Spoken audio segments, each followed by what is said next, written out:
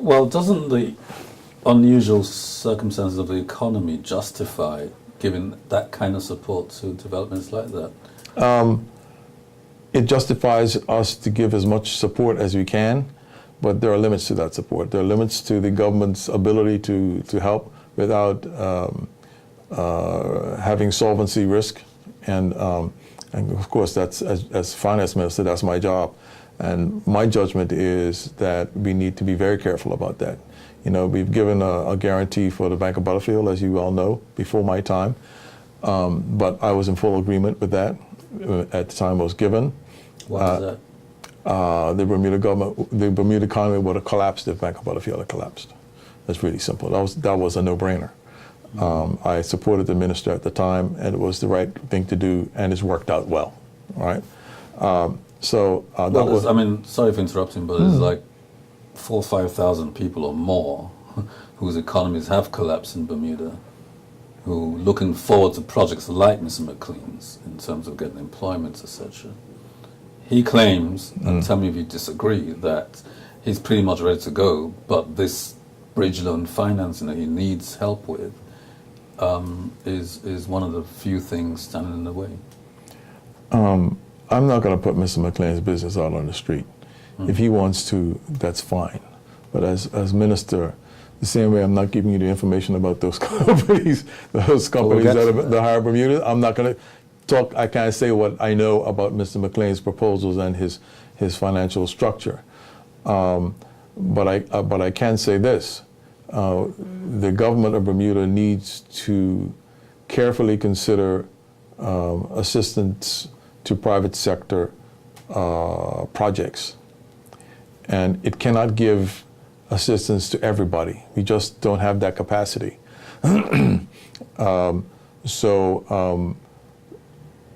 Those that are of strategic importance, those which we are involved with financially already, and Morgan's Point matches both of those.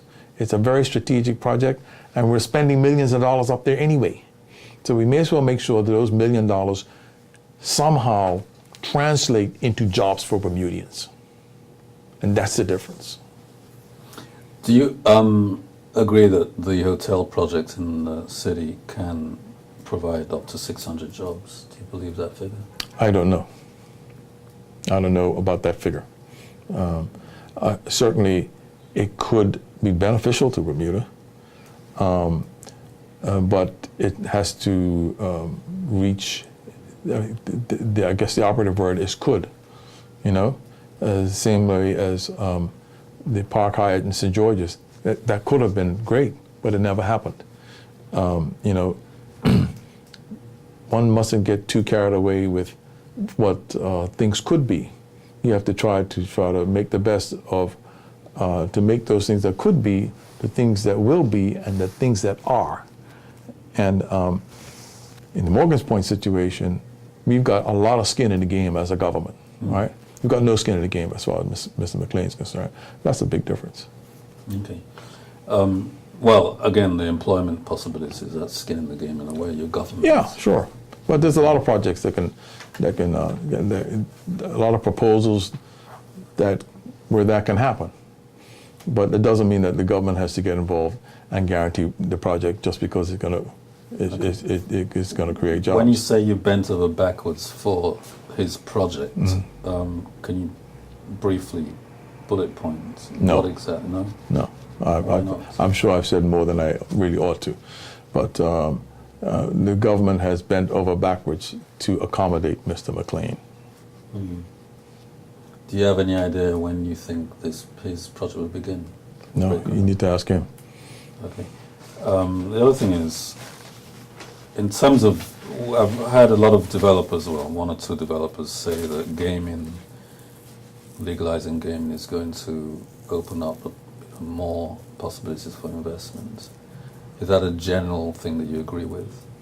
I think we are, it's almost a meaningless statement. I don't disagree with it, but unless we can see how it's going to do that, unless we can see we can look at some some solid projections, some sort of economic models, we really don't know. And I'm government. talking about the proposition that it makes Bermuda more attractive for investment money. That's what I'm talking about too. That's what I'm talking about. Yeah. We really have to do our homework on this, right? Other than making just shallow statements like that. It's easy to say and sounds plausible, but to turn that into something real, you need to do some homework, and that's what we're trying to do now. Are you on the gaming committee? Yes. What have you done? We're working on that exact same thing. Yeah, what exactly have you achieved since you started? We haven't achieved anything. We're working, we're studying, we're trying to come up with a something that government can hold his hand over his heart and say, this is the way we think we should go. We haven't got there yet. So government doesn't have a position on gaming? Not yet, no. When do you think you will have that position? No, I'm sure the chairman of the gaming committee is Mr. Crockwell, and he and the premier will give people an idea of what the time scale is when that time is appropriate. It's not me to say. But I can say that we understand that the Bermuda public is very interested in this and wants to know what the government is doing about it, wants to know about the timelines, etc. And this will be revealed in due course. Okay. Your economic review talks about 226 new Bermudian hires. Was it 226? 226, yes. I don't remember the exact wording, but the suggestion was that your payroll tax holiday for new Bermudian hires Yes. is working, basically, that the incentive, it's okay. Yeah. The incentive program that your policy has actually working to get these people back to work. That is correct. I thought I had the table here, but anyway. Yeah, go ahead.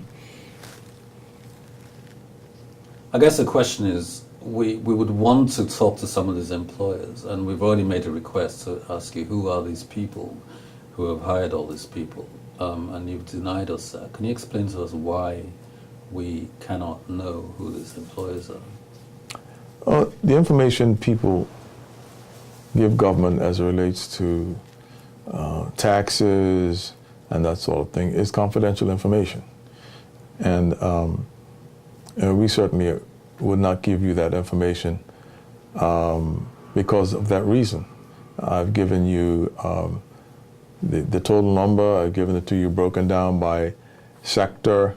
You see the sector that most of the jobs, the biggest sector has been the hospitality industry, restaurants, hotels are included in that too, I think. The second largest sector is construction area because it's 75 in the hotels, restaurants area. It's 44 for construction, and then it's spread across a number of other sectors. Okay.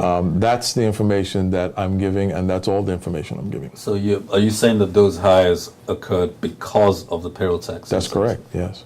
I made sure that when I first got the data, I went back and said, I want to make sure that these are the people that have taken advantage of our tax incentive plan, and I've gotten the answer back that Right. that's exactly What's the actual fiscal impact of this?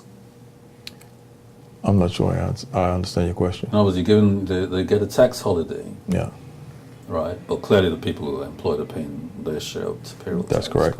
Yeah. Okay, so I'm asking you, what on balance immediately right now is the actual budgetary impact? The budgetary impact. The The impact budget. on government. The coffers. budgetary impact is that we have 226 people who are paying taxes now that they weren't paying taxes before. So it's all positive. And you're saying they would have been still unemployed? They'll had it be not been unemployed, for the yeah. Payroll tax holiday. Yeah. How can you demonstrate that? I mean, how can you say that, these people would not have hired them had they not had that incentive? Well, I think you're trying to split hairs here. The legislation and the rules that we put in require the tax commissioner to find out what these folks were doing before they got hired so that they could get this benefit. And on those criteria. If they meet those criteria, then they get the break. And those are the rules. They meet the criteria, then, they say, Bob's your uncle. That's it. But well, I guess the question is, what was it the incentive that motivated the hiring, or would they have hired these people anyway? In other words, how do you demonstrate that? Yeah, well, you're not telling us who the employers are, so I cannot independently go and demonstrate it without having that information. I'll leave that conclusion to you. The only thing I can say, the statistics show that we got 226 more jobs than we would have had otherwise, right? Because, we put the incentives in there, and these people got hired. Okay, I have a couple more questions. Are you actually, you've outlined the difference between the MPL, Morgan's Point, and the Parlerville project. How confident are you in Mr. Maclean's ability to deliver this project? I don't think that it would be correct for me to pass judgment on Mr. Maclean. I've only met him once. Okay. How confident are you that Mr. Perrault and Mr. Christianson and Mr. Hunt can deliver what they said they will deliver? I think that those gentlemen have a lot of skin in the game already. I'm a former banker, okay? I'll say that with some degree of pride. I started out my career after university in banking, in lending. So I come from the lending side of the bank, or the banks that I worked for. And one thing that we look for as loan officers, as people who are giving out credit, is that does the prospective borrower have skin in the game? It's easy for somebody to walk away from a loan if they've got no skin in the game. But if they've got skin in the game, then it's an indication of a degree of seriousness. And because if they can lose that skin, then it kind of focuses the mind. The Morgan's Point principals have a lot of skin in the game already. They have spent quite a bit of money, millions already. So I believe just to that extent, right, gives me some confidence that they can go forward. But that does not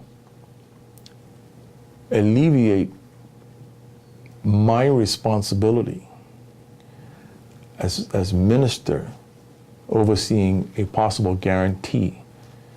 That does not mitigate my responsibility to make sure that we're protected as a government. So in spite of that we both have skin in the game. They've got skin in the game, and the government has got skin in the game because we're spending millions cleaning out our property, okay? But in spite of all those two things, I still have to make sure that any guarantee that I sign is collateralized. So that's important to know. Okay. On a scale of 1 to 10, how certain are you going to give them a guarantee? We'll have to see. There can be no guarantee until there is a loan proposal. There's as we speak, as far as I know, there's no loan proposal. There's no specifics. So we'll have to wait and see. Right. Kind of surprised you said you don't know. You've only met Mr. Maclean once. That's the truth. I've only met him once. But are you at least as conversant with his project as you are with Morgan's Point? I am familiar with the details, some of the details of the financing of Mr. Maclean's project, yes. The financial parts, not the actual project itself. Just that somebody, reading or listening to this interview is going to say, well, you know so much more about Christianson's and Morgan's Point than you do about Mr. Maclean. So, well, the situation with Morgan's Point is that it's been around for a long time. And we're in negotiations we're principals in this thing, whether we like it or not. We're not principals in Mr. Maclean's thing. That's his thing. The government's not a principal in his project. That's his project. Okay. We are principals in the Morgan's Point project. That's why we know so much more about it.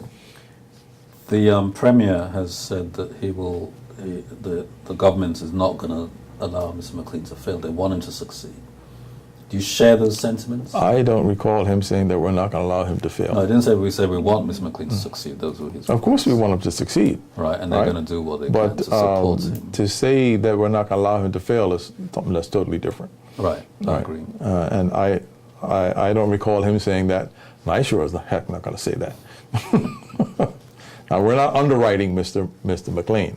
You know, if we say we're not going to allow him to fail, it means we're underwriting him. But what he did say also was that there was going to be, they were going to try to make it possible so the corporation can guarantee his bridge loan. No. We'll see if that comes to pass. I don't know. But I can tell you something. That's got nothing to do with me. So that's the person as finance minister. And I don't even know if that would be sufficient. I don't know if that would be sufficient to clinch a deal. But why would government support that type of arrangement whereby the corporation is effectively guaranteeing a loan, which would, it has to be corporation land supporting it, collateral as you talk about, and not a sovereign guarantee? Because if it fails, it's a big difference. It's a big difference. Yeah. Right? What's the difference? I'm responsible for the sovereign guarantee. I'm not responsible for the corporation. Corporation owns its own land, has its own government. That's not the national government. You know, they've signed a lease for the waterfront. You know, we had nothing to do with that. So they have done their own thing, and that's not part of my responsibility. It is not part of the national budget or the accounts. I'm not responsible for it. Well, but Minister, I mean, ultimately, it will fund the government if that whole thing goes belly up. And that is not true. That is not true. It is not. The corporation is an island unto itself. It's not an island, but it's an entity unto itself. Yeah, that's right. It is. So you're quite happy with that 262-year lease for the waterfront? I didn't say that. You're pretty good at trying to put words in my mouth, but I'm not going to let you. No, it's just a question. I'm trying to understand. I didn't say that. Yeah, I'm trying to understand the attitude. You know, I didn't say that. As government, you're willing to support the corporation to collateralize, I didn't say that either. You got that. Well, from the somebody Premier else. said that. Okay, that's fine. But I didn't say that. I'm not sure what the Premier told you, but you know, as far as I know at the moment, the corporation doesn't have the ability to collateralize anything. Right. But that was the point the Premier made. Yeah, whatever the corporation does or doesn't want to do is not something that I know about. I can only speak to you about that which I know. What I know now is that we have bent over backwards to assist Mr. Maclean. Mm-hmm. Okay, that's what that much I do know, and but to make the correlation or the parallel between Mr. Maclean's project and the Morgan's Point project is an error, because they are not parallel. They are not the same.